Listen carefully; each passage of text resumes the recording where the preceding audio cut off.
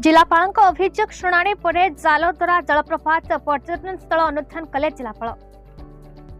कोरापुट जिला दशमंतपुर ब्लॉक सम्मिलनी कक्ष आज जिलापाल मिलित अभियोग शुणाणी कार्यक्रम अनुष्ठित हो जाए।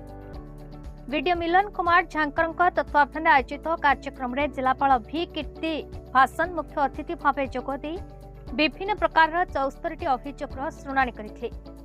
व्यक्तिगत भाव 31 अभियोग थिबा बेले गोष्ठीगत 43 अभियोग करते। विभिन्न गाँव को पक्का रास्ता, आवास घर, पानीय जल भली अनेक प्रकार समस्या को नहीं लोके अभियोग करते। यह कार्यक्रम शेष होगा गिरली गुमा पंचायत अधीनस्थ बाघ लमती गाँव निकट में जालद्वारा जलप्रपात तथा जलधरा पर्यटन स्थल को जाते।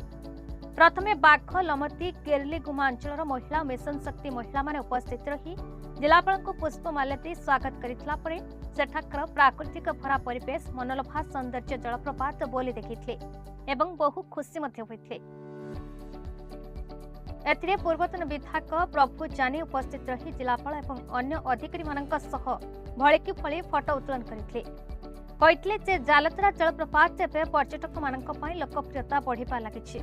तेणु पर्यटक मानक सुविधा पई प्राथमिकता भावे प्रथमे मौलिक सुविधा कराजिबो, पुणी परवर्ती समय कौन सब कले ही जलधारार विकास और सौंदर्यकरण हो पार अधिक पर्यटक मैंने आसीपारे से जिला पक्षर चेष्टा करूँ प्रकाश करते।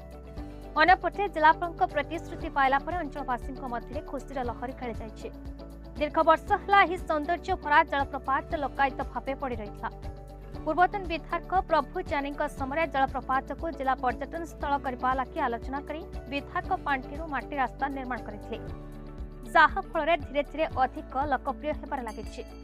एथिरे निकट भविष्यतर अंचलवासी और जलप्रपात द्वारा जीवन जीविका हेबारे सहायक होई पारिबो बोली कुहाଯାଇଛି।